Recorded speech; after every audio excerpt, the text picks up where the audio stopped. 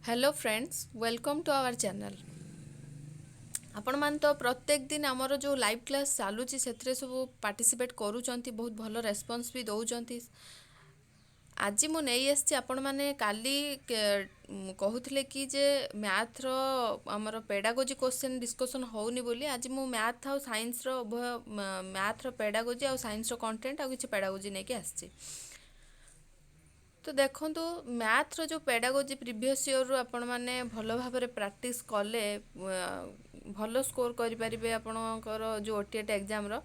तो previous year question 70% आपन को बहुत माने रिपीटेड हम आउ माने रिलेट क्वेश्चन आसो से आप निहाती भाव में भिडटी को लास्ट पर्यंत देखिए। तो देखो फास्ट क्वेश्चन कौन रही आपमती जानी 91 रु 120 जाए रोचे आमर मैथ क्वेश्चन। तो मु कंटेंट पार्ट को छाड़ी देछि जेहेतु आम डिस्कसन चलुछि। तो आम केवल पेडागोजी देखिए मैथ रो। तो आसन देखा फास्ट क्वेश्चन कौन कही गणित शिक्षा लाभ करने द्वारा शिशु निम्नोक्त केउ गुणर अधिकारी होता है। Which of the following characteristics is achieved by a child as a result of mathematics education. तो कौ आमर सबु गुणर अधिकारी जो आमर गणित शिक्षा लाभ पाई कौ शिशुटा गुण कौन कौन हवा दरकार। संक्षिप्त अभिव्यक्त क्रमानुसारी अधिक श्रृंखला ज्ञान ना समस्त precise expression orderly more knowledge of discipline ना ऑल ऑफ दिस। देखो संक्षिप्त अभिव्यक्त जो आमर प्रिसाइज एक्सपीरियंस एक्सप्रेशंस रोची जदि जिनसटा को आम भल भाव में एक्सप्रेस कर न पारिबा आम भल से बुझीपार कि तो यहाँ भी शिशुपाई निहाती दरकार जे प्रिसाइज एक्सप्रेशन कर संक्षिप्त अभिव्यक्ति कर क्षमता थी दरकार। तापर ऑर्डरली जो जिनसटा से जानुची से क्रमानुसार जानिबा दरकार। तापर मोर नॉलेज ऑफ डिसिप्लिन जदि गोटे शिशुर श्रृंखला ज्ञान न रहिबो सी जदि माने करुथिबा बेले कि देखुथिबा बेले क्लास टी को जदि विशृंखलित है ताहले से जिनसटी को भी भल भाव जानी पारिबनी। तो ता पाखरे मोर नॉलेज ऑफ डिसिप्लिन बा अधिक श्रृंखला ज्ञान रहिबा भी निहाती दरकार। तो आंसर टी कोन हे जिवो एठी ऑप्शन डी हे जिवो राइट आंसर जोटा कि ऑल ऑफ दिस बा ए समस्त संक्षिप्त अभिव्यक्ति रहिबा दरकार क्रमानुसारी रहिबा दरकार अधिक श्रृंखला ज्ञान भी रहिबा दरकार। तापर क्वेश्चन देखंतु त्रिभुजर तीन कोण मापर समष्टि 180 डिग्री एहार जुक्तिमूलक प्रमाण उपस्थापना करिबा पाई शिक्षक केउ पद्धति अवलंबन करिवे। Sum of the measures of the three angles of a triangle is equal to 180 degree. What method should a teacher follow to present the logical proof of this statement. देखो उभय आरोह अवरोह आरोह उभय विश्लेषण और संश्लेषण ना विश्लेषण both induction and deduction induction both analysis and synthesis ना खाली एनालिसिस। तो आपण मैंने जानी थे आमर जो उपपाद्य जो स्कूल क्लास मानक उपपाद्यर भी दौची जे गोटे उपपाद्य थिला कौन त्रिभुजर तीन कोणर परिमाणर समष्टि 180 डिग्री सेटा को आमे कौन करिकी जुक्तिमूलक प्रमाण उपस्थापना करि परिबा। बोथ उभय विश्लेषण और संश्लेषण करके बोथ एनालिसिस एनालाइज करके और सिंथेसाइज करके जिनसटा को कौन करि परिबा जुक्तिमूलक प्रमाण उपस्थापना करि परिबा। तो शिक्षक यही पद्धति को अवलंबन करेंगे। तापर क्वेश्चन देखंतु गणित शिक्षादानर केउ पद्धति रे शिशु अधिक सक्रिय रहे नाही देछि। In which method of teaching mathematics the child is not more active. शिक्षण कार्यभित्तिक पद्धति प्रकल्प क्रीड़ा विश्लेषण activity based learning project play way ना एनालिसिस। तो आपण माने जानी थिबे जे प्रोजेक्ट वर्क रे प्लेवे मेथड रे एनालिसिस ना एनालिसिस नो हम जो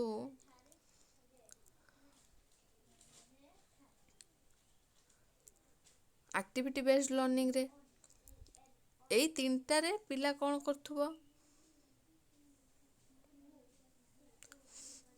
सक्रिय रहुथिबो।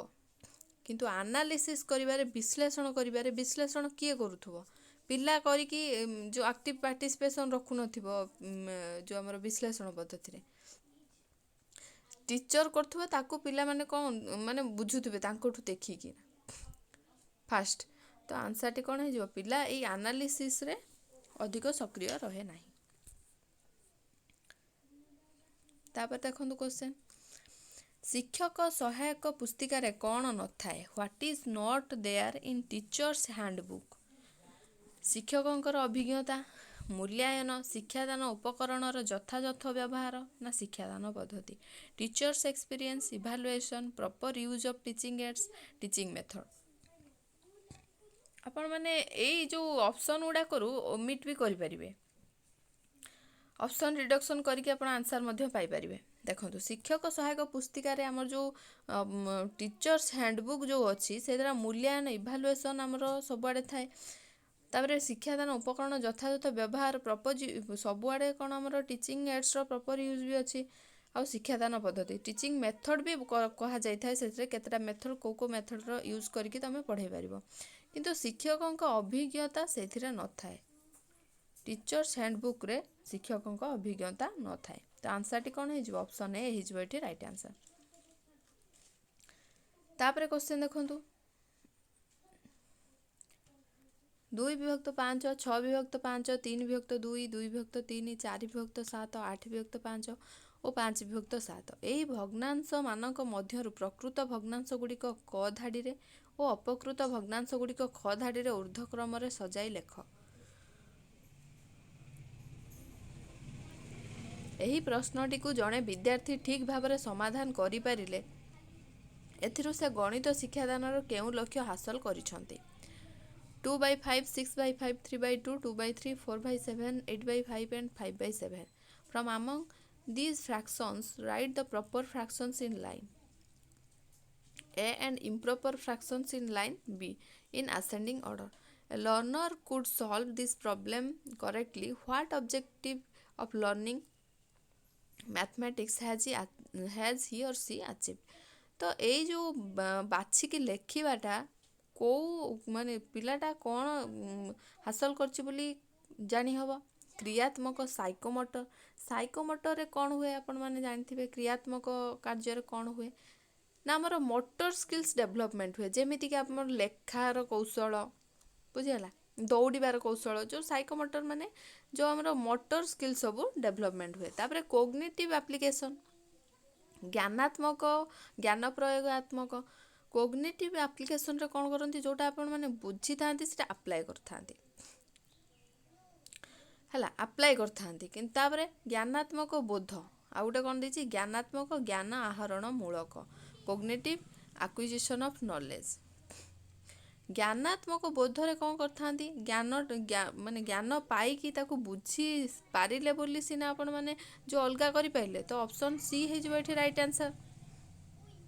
ଆଉ ରହିଲା କ'ଣ? ଜ୍ଞାନାତ୍ମକ, ଜ୍ଞାନ ଆହରଣମୂଳକ, ଆକ୍ୱିଜିସନ୍ ଅଫ୍ ନଲେଜ୍। ନଲେଜ୍ଟାକୁ ଏଠି ଆହରଣ କରିସାରିଲେ ଯାଇକି ଆପଣମାନେ ଏଠି କ'ଣ କରିପାରିବେ? ବୁଝିପାରିବେ। ତ ଏଟା ବି ହେବ ନାହିଁ। ତ ଆନ୍ସର୍ଟି କ'ଣ ହେଇଯିବ? Option C. ବୁଝିହେଲା? ତାପରେ ଦେଖନ୍ତୁ, ଏଇଟା ବି ଗୋଟେ କଣ୍ଟେଣ୍ଟ ରିଲେଟେଡ୍, ଇଏ କଣ୍ଟେଣ୍ଟ ଗଲା ଆସିଲା। ଗଣିତ ଶିକ୍ଷାଦାନ ପାଇଁ ଡୋମିନୋ ଓ ନାପିୟରର ଠିକ୍ ବ୍ୟବହାର କ'ଣ? What is the correct use of Domino and Napier in teaching method? ଗଣିତ ଶିକ୍ଷାଦାନରେ ଦୁଇଟା ଅଛି ଆମର, ଡୋମିନୋ ଆଉ ନାପିୟରର ବ୍ୟବହାର ବିଷୟରେ ଅଛି। ତ ଏଠି ପଢ଼ିବା ଦେଖିବା କ'ଣ ଦେଇଛି। ଡୋମିନୋ ଗୁଣନଖନ୍ଦା ଶିଖିବା ପାଇଁ ଓ ନାପିୟର ସଂଖ୍ୟାର ସ୍ଥାନୀୟ ମାନ ପାଇଁ। Domino for learning multiplication table and Napier for place value of numbers. Domino ସଂଖ୍ୟା ଗଣିବା ପାଇଁ ଓ ନାପିୟର ସଂଖ୍ୟାର ସ୍ଥାନୀୟ ମାନ ପାଇଁ। Domino for counting numbers and Napier for place value of numbers. ନାପିୟରର ଗୁଣନଖନ୍ଦା ଶିଖିବା ପାଇଁ ଓ ଡୋମିନୋ ସଂଖ୍ୟା ଗଣିବା ପାଇଁ। Napier for learning multiplication table and domino for counting numbers. ଆଉ ଗୋଟେ କ'ଣ ଦେଇଛି? ଡୋମିନୋ ଗୁଣନଖନ୍ଦା ଶିଖିବା ପାଇଁ ଓ ନାପିୟର ସଂଖ୍ୟା ଗଣନା ଶିଖିବା ପାଇଁ। Domino for learning multiplication table and Napier for learning counting numbers. ତ ଦେଖନ୍ତୁ, ଏଇଟା ଆପଣମାନେ ମନେ ରଖିବେ, ମନେ ନ ରଖିଲେ ହେବ ନାହିଁ। ନାପିୟରଟା କ'ଣ ନା ଗୁଣନଖନ୍ଦା ଶିଖିବା ପାଇଁ ମନେ ରଖିବେ। Napier for learning multiplication table and domino for counting numbers. ତ ଆପଣମାନେ ଯଦି ଗୋଟେ ସଟ୍ରିକ୍ ଭାବରେ ୟୁଜ୍ କରିକି ମନେ ରଖିପାରିବେ, ଏନ୍ ପରେ ଏମ୍ ଆସୁଛି, ନାପିୟରଟା ମଲ୍ଟିପ୍ଲିକେସନ୍ ଟେବୁଲ୍ ପାଇଁ, ଆଉ ଡୋମିନୋ ପୂର୍ବରୁ କ'ଣ ଆସୁଛି? ସି ଆସୁଛି। ତ ଏମ୍ ଏନ୍ ଆଉ CD एमिति करिकी मन रखी पारिबे बुझिला। तो ये आपको मन रखा पड़ो। तापर क्वेश्चन देखिए प्रकल्प माध्यम गणित शिक्षादान केते गुड़िए सोपान अनुसृत हुए केउंटी सेगुड़िकर ठीक क्रम for teaching mathematics by project method some steps are followed what is the right order of the step.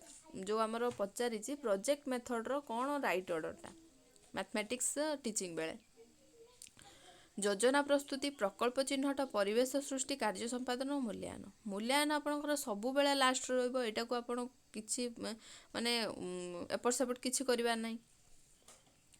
तापर कोन देछि planning identifying the project creating environment execution and evaluation प्रकल्प चिन्हट परिवेश सृष्टि योजना प्रस्तुति कार्य संपादन और मूल्यांकन identifying the project creating environment planning execution and evaluation आउ कौन देछि योजना प्रस्तुति परिवेश सृष्टि प्रकल्प चिन्हट कार्य संपादन और मूल्यांकन planning creating environment identifying the project execution and evaluation आउ गोटे कौन देछि ना परिवेश सृष्टि फास्ट प्रकल्प चिन्हट योजना प्रस्तुति कार्य संपादन और मूल्यांकन creating environment identifying the project planning तापर एग्जीक्यूशन एंड इवैल्यूएशन। तो देखो आपण मैंने जानी पार्थुए जे एग्जीक्यूशन पर इवैल्यूएशन एटा तो पूरा ठीक एथिरे भी अछि एथिरे भी अछि आउ एथिरे भी अछि ए दुटा धार्य रहिला। तापर कौन देछि ना परिवेश फास्ट कौन करिए सृष्टि करिए क्रिएटिंग एनवायरनमेंट आपण माने जानी थिबे गोटे काम करिया पूर्व फास्ट लोकेशन बा परिवेश एनवायरनमेंट को चूज करा जाए बा सृष्टि करा जाए गोटे स्कूल जोठी अच्छी तार फास्ट परिवेशटा को देखा जाए एनवायरनमेंट को देखा जाए कि नहीं।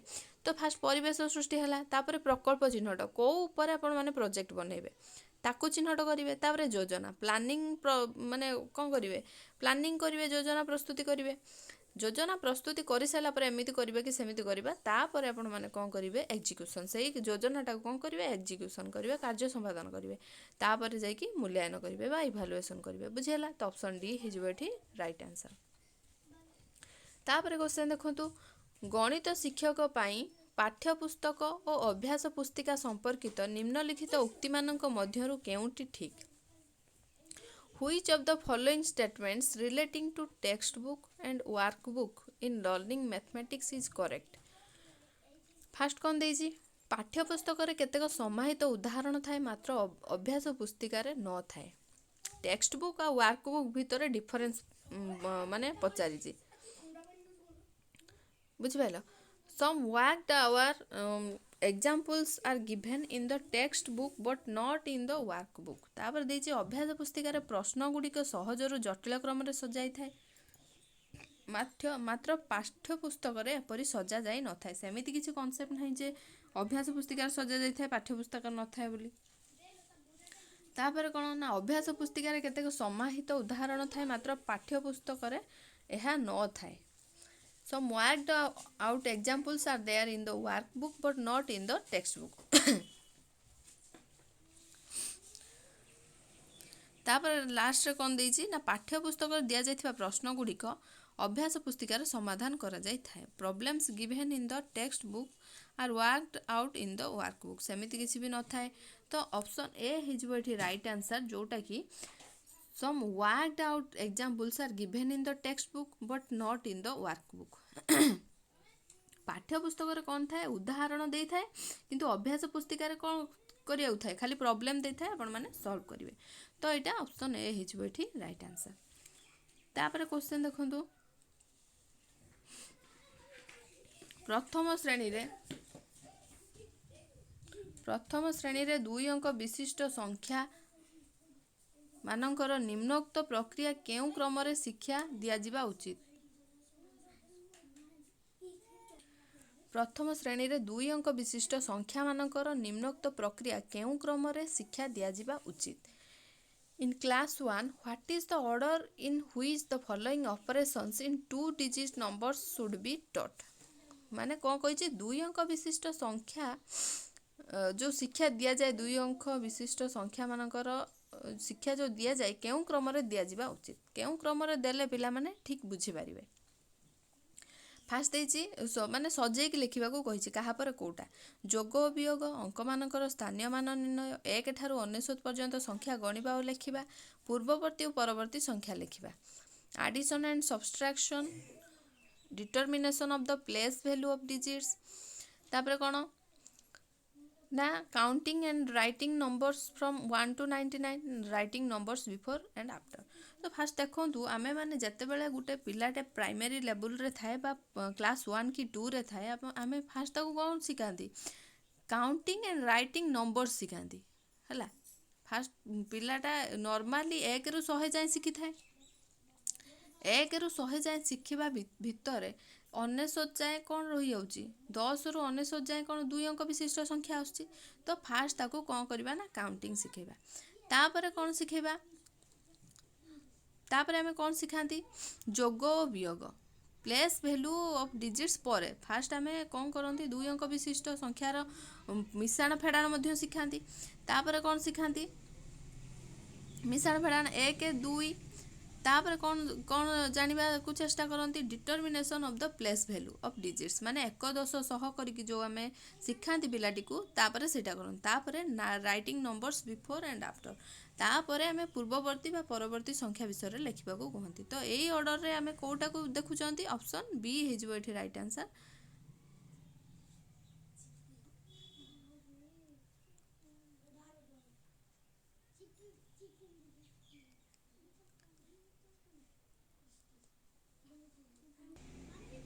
ଫାଷ୍ଟ ଆମର କେଉଁଟା ହେବ ନା 1ରୁ 99 ଯାଏଁ ଆମେ ଶିଖେଇଲେ, ସେକେଣ୍ଡ କେଉଁଟା ହେବ ପୂର୍ବବର୍ତ୍ତୀ ଓ ପରବର୍ତ୍ତୀ ସଂଖ୍ୟାଟା ଶିଖେଇବା ହେଲା। ସରି ମୁଁ ଭୁଲ କହିଦେଇଥିଲି ଯେ ପୂର୍ବବର୍ତ୍ତୀ ଆଉ ପରବର୍ତ୍ତୀ ସଂଖ୍ୟାଟା ଶିଖେଇବାଟା ଆମେ କରନ୍ତି। ତାପରେ ଆମେ କ'ଣ କରନ୍ତି ନା ତାଙ୍କର 1 10 ସହ କରିକି ଯେଉଁ ପ୍ଲେସ୍ର ଭ୍ୟାଲ୍ୟୁ ଥାଏ ତାକୁ ଜଣାନ୍ତି। ତାପରେ ଆମେ ଯୋଗ ଓ ବିୟୋଗ ଦିଅନ୍ତି। ତ ଅପସନ୍ କ'ଣ ହେଇଯିବ ଆମର, ଅପସନ୍ ବି ହେଇଯିବ ଏଠି right answer.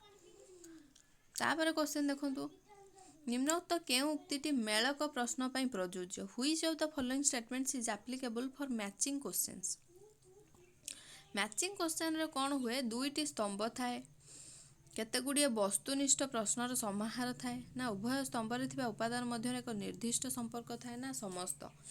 There are 2 columns, combinations of some objective type questions. There is a fixed relation between the element in both the columns, ନା all of this.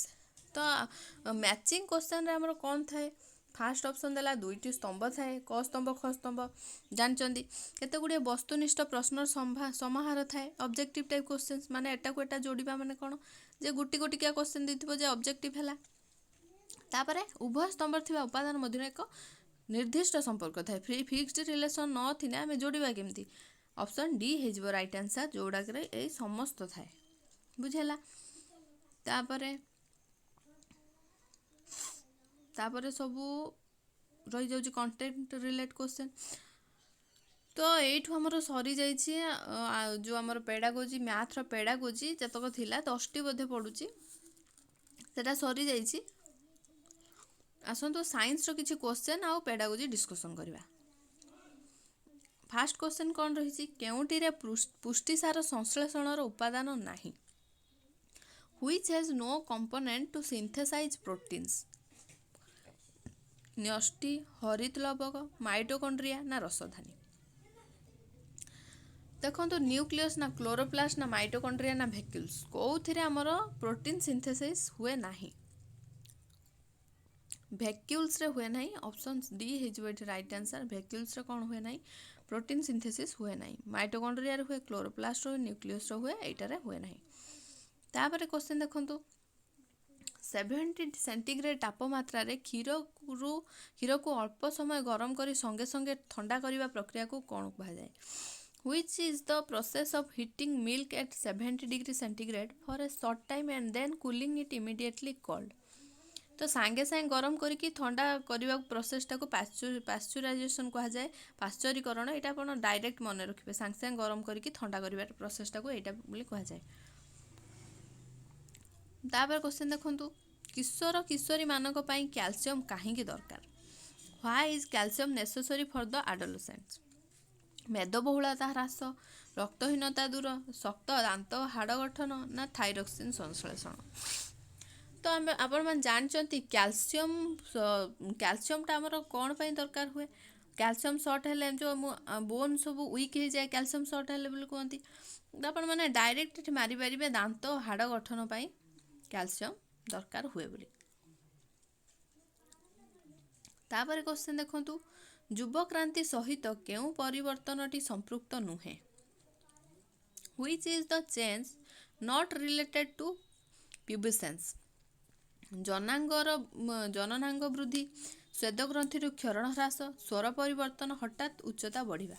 Growth of sex organ, reduction in secretion from sebaceous gland, change of voice ନା sudden increase of height. ତ ଦେଖନ୍ତୁ ଆଡୋଲେସେନ୍ସ ବା ପ୍ୟୁବେସେନ୍ସ ଏଜ୍ରେ କ'ଣ ହୁଏ? ଜନନାଙ୍ଗ ବୃଦ୍ଧି ହୁଏ, ଆମେ ପଢ଼ିଥିଲେ। ସ୍ୱର ପରିବର୍ତ୍ତନ ବି ହୁଏ, ଆଉ କ'ଣ ହୁଏ? ଉଚ୍ଚତା ବି ପରିବର୍ତ୍ତନ ହୁଏ, ହଠାତ୍ ଉଚ୍ଚତା ବଢ଼ିବା ବି ହୁଏ। କେଉଁଟା ହୁଏ ନାହିଁ? ସ୍ୱେଦ ଗ୍ରନ୍ଥି କ୍ଷରଣ ହ୍ରାସ ହୁଏ ନାହିଁ। ତାପରେ କେଉଁଟି ସ୍ୱସ୍ଥାନ ସଂରକ୍ଷଣର ଉଦାହରଣ ନୁହେଁ? Which is not an example of in situ conservation? ଅଭୟାରଣ୍ୟ, ଜୈବମଣ୍ଡଳ ସଂରକ୍ଷିତ ସ୍ଥାନ, ଜାତୀୟ ଉଦ୍ୟାନ, ଚିଡ଼ିଆଖାନା। ସାଙ୍ଚୁଆରୀ, ବାୟୋସ୍ଫିୟର ରିଜର୍ଭ, ନ୍ୟାସନାଲ ପାର୍କ ନା ଜୁ। କେଉଁଟା ଗୋଟେ ଇନସିଟୁ କନଜରଭେସନ୍ ନୁହେଁ? ସେଇଟା ହେଉଛି କ'ଣ? ଜୁ। ଏଇଟା ମାନେ ମନେ ରଖିବେ, ଇନସିଟୁର କନଜରଭେସନ୍ ନୁହେଁ ମାନେ କ'ଣ? ଏଇଟା ଏକ୍ସିଟୁ, ବୁଝିଲା?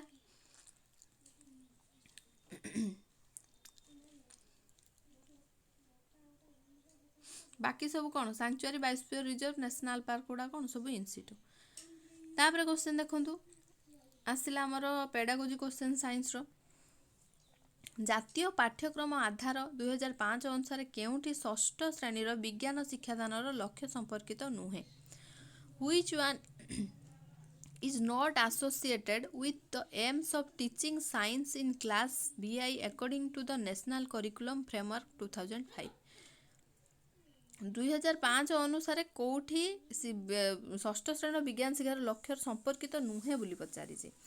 ପାରସ୍ପରିକ ପ୍ରକ୍ରିୟା ଭିତ୍ତିକ କାର୍ଯ୍ୟପନ୍ଥା ଦ୍ୱାରା ଜ୍ଞାନ ଗଠନ, constructive of knowledge through interactive process based approach. ଏଇଟା ଠିକ୍ ଅଛି, ସବୁବେଳେ ଆମେ ଜ୍ଞାନଟାକୁ ଇଣ୍ଟରାକ୍ସନ୍ ଦ୍ୱାରା ଗ୍ରହଣ କରିବା ବୋଲି, construction of knowledge interaction process ଦ୍ୱାରା ମାନେ ବେଷ୍ଟ ହୁଏ ବୋଲି ସେଇଟା ଆମେ ସବୁବେଳେ ପଢ଼ୁଛନ୍ତି। ଶିକ୍ଷଣ କାର୍ଯ୍ୟ ଦ୍ୱାରା ଜ୍ଞାନ ଗଠନ, construction of knowledge throw learning activity, ସେଟା ବି ଠିକ୍ ହେବ। ପରିବେଶରୁ ତଥ୍ୟ ସଂଗ୍ରହ ଦ୍ୱାରା ଜ୍ଞାନ ଗଠନ, ଏନଭାୟରନମେଣ୍ଟ ବି ଗୋଟେ ଗୁରୁତ୍ୱପୂର୍ଣ୍ଣ ଭୂମିକା ଗ୍ରହଣ କରେ ଆମର ଯେଉଁ ଜ୍ଞାନ ଗଠନର ବା ଆହରଣର। ଆଉ ଗୋଟେ କ'ଣ ଦେଇଛି? ବିଜ୍ଞାନ ସମ୍ପର୍କିତ ନିୟମ ଗୁଡ଼ିକୁ ବୁଝି ବୁଝାଇବା ଦ୍ୱାରା ଜ୍ଞାନ ଗଠନ, construction of knowledge is understanding and explaining the laws of science. କେବଳ ଜ୍ଞାନଟା ବିଜ୍ଞାନ ସମ୍ପର୍କିତ, ଯେଉଁ ବିଜ୍ଞାନ ପଢ଼ିବା ପାଇଁ ବିଜ୍ଞାନ ସମ୍ପର୍କିତ ନିୟମ ଗୁଡ଼ିକୁ ବୁଝି ବୁଝାଇବା ଦ୍ୱାରା ଗଠନ ହୁଏ ନାହିଁ। ଏଇଟା ହେବ ଅପସନ୍ ଡି ହେଇଯିବ ଏହାର ରାଇଟ୍ ଆନ୍ସର। ତାପରେ କ୍ୱେଶ୍ଚନ ଦେଖନ୍ତୁ, କେଉଁଟି ନିଦାନାତ୍ମକ ପରୀକ୍ଷଣର ବୈଶିଷ୍ଟ୍ୟ ନୁହେଁ? Which one is not a characteristic of the diagnostic test? ଇଭାଲୁଏସନରୁ ନିହାତି ଗୋଟେ କ୍ୱେଶ୍ଚନ ପଚାରୁଛି। ଏ ଯେଉଁ ଆମର ଟେଷ୍ଟ, ଯେଉଁ ଫର୍ମେଟିଭ୍, ସमेଟିଭ୍, ଡାଇଗ୍ନୋଷ୍ଟିକ୍, ଏଗୁଡ଼ା ସବୁ ଭିତରୁ ଗୋଟେ କ୍ୱେଶ୍ଚନ ପଚାରିଛି। ତ ପଚାରିଛି କେଉଁଟା ଗୋଟେ ବୈଶିଷ୍ଟ୍ୟ ନୁହେଁ? ପ୍ରଶ୍ନ ଗୁଡ଼ିକର ଉତ୍ତର ପାଇଁ ନିର୍ଦ୍ଦିଷ୍ଟ ସମୟରେ ସୀମା ରହିବା ଆବଶ୍ୟକ, ନା ପ୍ରଶ୍ନ ଗୁଡ଼ିକ ଶିକ୍ଷଣ ବିଷୟବସ୍ତୁ ସମ୍ପର୍କିତ ହେବା ଆବଶ୍ୟକ, ନା ପ୍ରଶ୍ନ ଗୁଡ଼ିକ ଲବ୍ଧ ଜ୍ଞାନ ଉପରେ ଆଧାରିତ ହେବା ଆବଶ୍ୟକ, ନା ପ୍ରଶ୍ନ ଗୁଡ଼ିକ ସରଳରୁ ଜଟିଳ କ୍ରମରେ ରହିବା ଆବଶ୍ୟକ।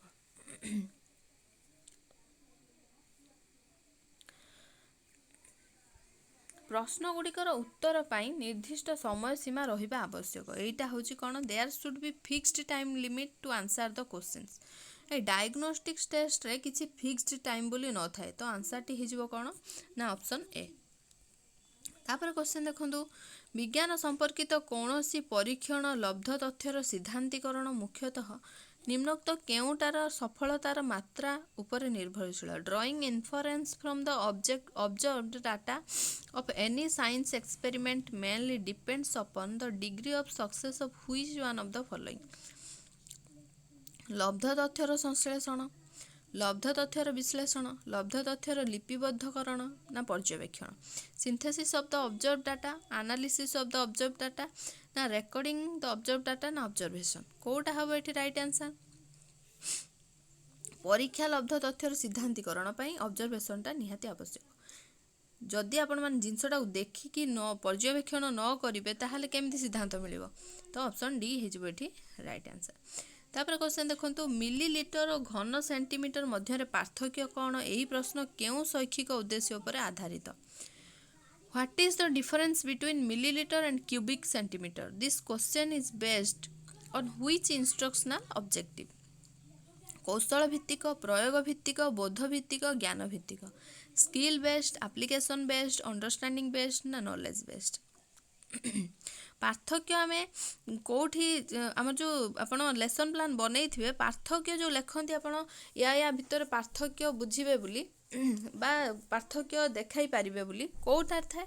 ସେଇଟା ଅଣ୍ଡରଷ୍ଟାଣ୍ଡିଂରେ ଥାଏ। ଅଣ୍ଡରଷ୍ଟାଣ୍ଡିଂ ବେସ୍ଡ ଫାଷ୍ଟ ଗଲା। ନଲେଜ ବେସ୍ଡ କ'ଣ, କାହିଁକି ନା କ'ଣ ଯେଉଁ ଆମର ସଂଜ୍ଞା ଲେଖ ଇଏ ସେ ଲେଖ ବୋଲି ଲେଖାନ୍ତି। ତାପରେ ଅଣ୍ଡରଷ୍ଟାଣ୍ଡିଂ ବେସ୍ଡ କ୍ୱେଶ୍ଚନ୍ ଆପଣମାନେ କ'ଣ କରନ୍ତି? ପାର୍ଥକ୍ୟ ଦର୍ଶାଅ କି ଚିତ୍ରଲେଖ କର କି ଏମିତି ସବୁ କ୍ୱେଶ୍ଚନ୍ କରନ୍ତି। ତ ଡାଇରେକ୍ଟ ଏଠି ଆନ୍ସର୍ ମାରିପାରିବେ ଅଣ୍ଡରଷ୍ଟାଣ୍ଡିଂ ବେସ୍ଡ ବୋଲି। ତାପରେ କ୍ୱେଶ୍ଚନ୍ ଦେଖନ୍ତୁ, ଏକ ଉଦ୍ଭିଦ ଜୀବକୋଷ ଚିତ୍ରରେ ପ୍ରତ୍ୟେକ ଅଙ୍ଗିକା ନାମ ବଦଳରେ ଗୋଟିଏ ଲେଖାଏଁ ସଂଖ୍ୟା ଲେଖାଯାଇଛି। ସେହି ସଂଖ୍ୟା ସ୍ଥାନରେ କେଉଁ ଅଙ୍ଗିକାର ନାମ ଲେଖାଯିବ ତାହା ପଚରାଯାଇଛି। ଏହା କେଉଁ ଶ୍ରେଣୀର ପ୍ରଶ୍ନ? In a question, the diagram of plant cell is given and in it a number is written against each organelle instead of its name. It is asked to write the name of the organelle against each number. This question belong to which category? କେଉଁ କ୍ୟାଟାଗୋରୀର question ଏଟା ହେବ? ଏଟା ଜ୍ଞାନ ଭିତ୍ତିକ question ହେବ, knowledge based question ହେବ। ମାନେ ଏଇ ଜିନିଷର ଚିହ୍ନଟୀକରଣ ଯେଉଁଟା, ବୁଝିପାରିଲା? ତ ନଲେଜ ବେସ୍ଡ କ୍ୱେଶ୍ଚନ୍ ଏଠି ହେବ। ତାପରେ ଆସିଲା ଆପଣମାନଙ୍କର କଣ୍ଟେଣ୍ଟ ବେସ୍ଡ କ୍ୱେଶ୍ଚନ୍ ଆସିଲା, ଯେଉଁଟାକି ଦେଇଛି ଦେଖନ୍ତୁ, ଅଦା ସମ୍ପର୍କିତ କେଉଁ ଧାରଣାଟି ଯୁକ୍ତିସଙ୍ଗତ? Which is the acceptable concept about ginger? ଏକ ପତ୍ର କାରଣ ଏହାକୁ ପୋତିଲେ ଆଉ ଗୋଟିଏ ଉଦ୍ଭିଦ ବାହାରେ। It is a leaf because a new plant comes out of it. ଏକ ଫଳ କାରଣ ଏହାକୁ ଆମେ ଖାଉ। It is a fruit because we eat it. ଏକ ମୂଳ କାରଣ ଏହା ମାଟି ତଳେ ବଢ଼େ। It is a root because it grows underground. ଆଉ ଗୋଟେ କ'ଣ? ଏକ କାଣ୍ଡ କାରଣ ଏହା ପତ୍ର ମୁକୁଳ ଅଛି। It is a stem because it has leaf buds. ତ ଦେଖନ୍ତୁ, ଆମେ ଯେଉଁ ଏଡିବୁଲ୍ ପାର୍ଟ ବୋଲି ଆମର ଯେଉଁ ଗୋଟେ ପଡ଼େ କ୍ୱେଶ୍ଚନ୍ରେ ଏଡିବୁଲ୍ ପାର୍ଟସ୍ ବୋଲି, ସେଇଟା ଆମେ ଆପଣଙ୍କୁ ପ୍ରୋଭାଇଡ଼ କରିବୁ, ଯେଉଁଟାରେ କି ଆପଣମାନେ ଜାଣିପାରିବେ ଯେ ପ୍ରତ୍ୟେକ ପ୍ଲାଣ୍ଟସର କେଉଁଟା ଏଡିବୁଲ୍ ପାର୍ଟସ୍। ତ ଅଦା ଗୋଟିଏ କ'ଣ? ଷ୍ଟେମ୍। ଏଇଟା ଆପଣ ଜାଣିଥିଲେ ଡାଇରେକ୍ଟ ମାରିପାରିବେ ଏକ କାଣ୍ଡ କାରଣ ଏହାର ପତ୍ର ମୁକୁଳ ଅଛି। ଅଦା ଗୋଟେ କ'ଣ? ଷ୍ଟେମ୍ଟେ। ତାପରେ କ୍ୱେଶ୍ଚନ୍ ଦେଖନ୍ତୁ, ମୂଲ୍ୟାୟନଗତ ବ୍ୟକ୍ତିନିଷ୍ଠତା କେଉଁ ପ୍ରଶ୍ନରେ ଅଧିକ? Which question has more subjectivity from the evaluation point of view? Subjectivity ମାନେ ଅଧିକା ଆମେ କେଉଁ ଜିନିଷଟା ଲେଖିପାରିବା। ହ୍ୱାଟ୍ ଟାଇପ୍ ଅଫ୍ ଯେଉଁ କ୍ୱେଶ୍ଚନ୍ସଟା ରହିଛି, ହ୍ୱାଟ୍ ଲଗେଇକି ପ୍ରଶ୍ନ କଲେ ଆମର ସର୍ଟ ଟର୍ମ ଜିନିଷ ଆସେ। ଦେଖନ୍ତୁ ହ୍ୱାଟ୍ ସବୁ ମାନେ ଦେଇଛି, କିନ୍ତୁ ଯେଉଁ ଦେଇଛି write the cause and prevention of water pollution, ଏଇଟା ଲଙ୍ଗ୍ କ୍ୱେଶ୍ଚନ୍ଟେ, ମାନେ ଏଇଟା କ'ଣ? ସବଜେକ୍ଟିଭ୍ ଟାଇପ୍ କ୍ୱେଶ୍ଚନ୍ଟେ। ତ ଆନ୍ସର୍ଟି କ'ଣ ହେଇଯିବ? Option C. ତାପରେ କ'ଣ କ୍ୱେଶ୍ଚନ୍ ଦେଇଛି? କେଉଁଟି ଚୟନମୂଳକ ପ୍ରଶ୍ନ ନୁହେଁ? Which is not a recognition type question? ବର୍ଗୀକରଣ, ମେଳନ, ବହୁ ବିକଳ୍ପ, ବାକ୍ୟପୂର୍ତ୍ତି। କେଉଁଟା ଚୟନମୂଳକ ପ୍ରଶ୍ନ ନୁହେଁ? ନା ସେଣ୍ଟେନ୍ସ କମ୍ପ୍ଲିସନ୍। ସେଣ୍ଟେନ୍ସ ମଲ୍ଟିପୁଲ୍ ଚଏସ୍ଟା ଗୋଟେ କ'ଣ? ଚୟନମୂଳକ ପ୍ରଶ୍ନ। ମଲ୍ଟିପୁଲ୍ ଚଏସ୍ର କ'ଣ କ୍ୱେଶ୍ଚନ୍ ଦେଇଥିବ, 4ଟା ଅପସନ୍ ଦେଇଥିବ। ସେମିତି ମ୍ୟାଚିଂ କ ସ୍ତମ୍ଭ ଖ ସ୍ତମ୍ଭ, ସେମିତି କ୍ଲାସିଫିକେସନ୍ର ଆମର କ'ଣ ଦେଇଥିବ? ଏଇ ଟାଇପ୍ର ଜିନିଷ ଦେଇଥିବ, ଆମେ ଗୋଟେ ବର୍ଗୀକରଣ କରିପାରିବା। ବାକ୍ୟପୂର୍ତ୍ତି ଯେଉଁଟା ସେଣ୍ଟେନ୍ସ କମ୍ପ୍ଲିସନ୍, ସେଇଟା ଗୋଟେ କ'ଣ? ଆମର ରେକଗ୍ନିସନ୍ ଟାଇପ୍ କ୍ୱେଶ୍ଚନ୍ ନୁହେଁ। ତାପରେ କ୍ୱେଶ୍ଚନ୍ ଦେଖନ୍ତୁ କ'ଣ କହିଛି, କେଉଁଟି ପ୍ରକଳ୍ପ ପଦ୍ଧତି ସମ୍ପର୍କିତ? Which is related to project method? Project method देखो दीटा क्वेश्चन आसलानी तो मेथड गुड़ाक निहाती भाव आपर इंपोर्टाट रोचे।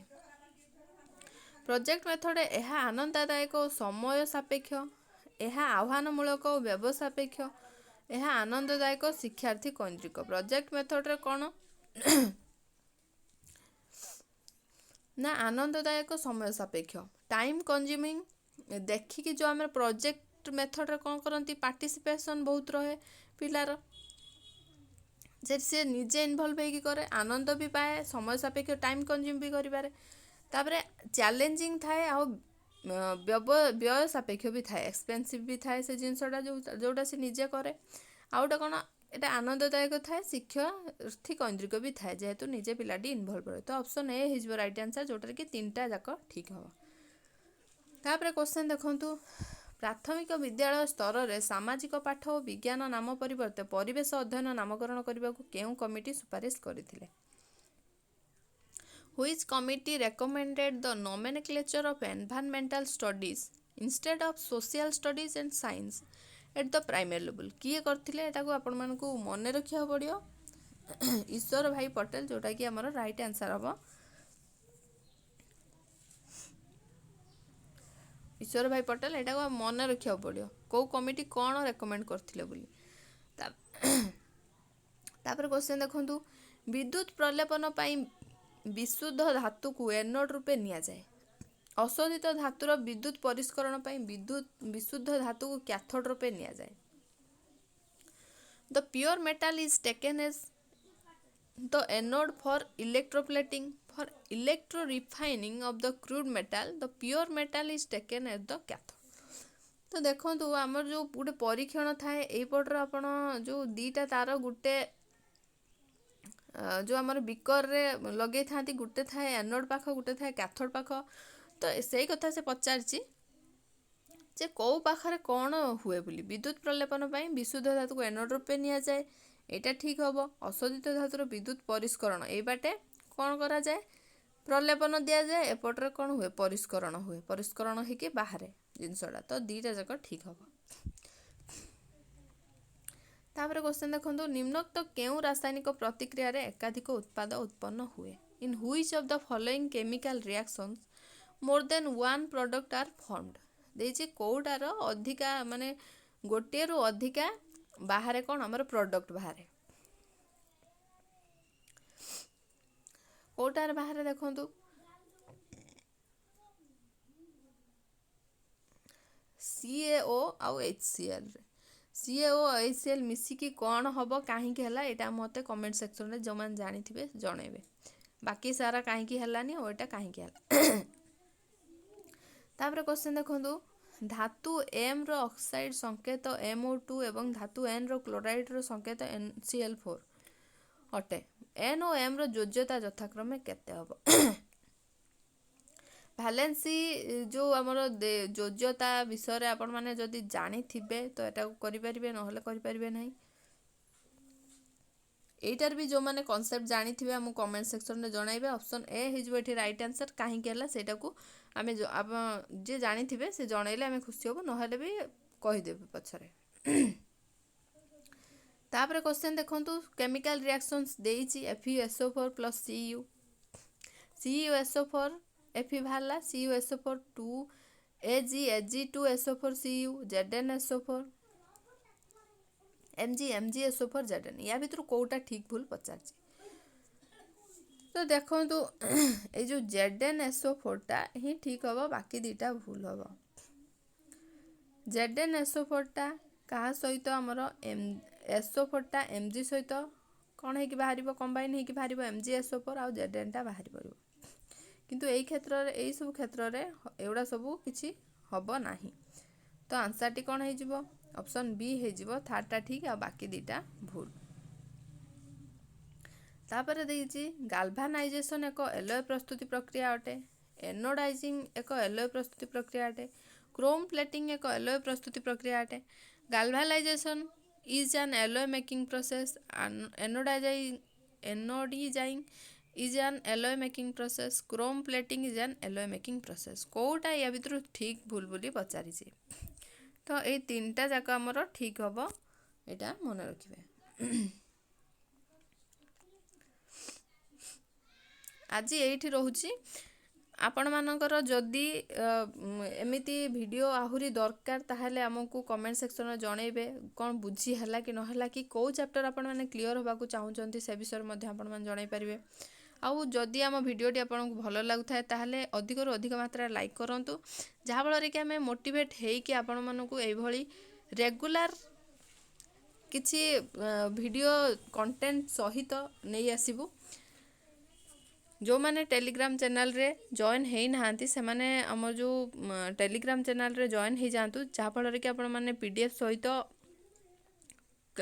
ସବୁ ପ୍ରକାର ଷ୍ଟଡି ମେଟେରିଆଲ ପାଇପାରିବେ। ଯଦି ସାଙ୍ଗସାଥିମାନଙ୍କୁ ବି ମଧ୍ୟ ଆପଣମାନେ ଜଣାଇବାକୁ ଚାହୁଁଛନ୍ତି ତାହେଲେ ସେୟାର ବି କରନ୍ତୁ। Thank you for watching.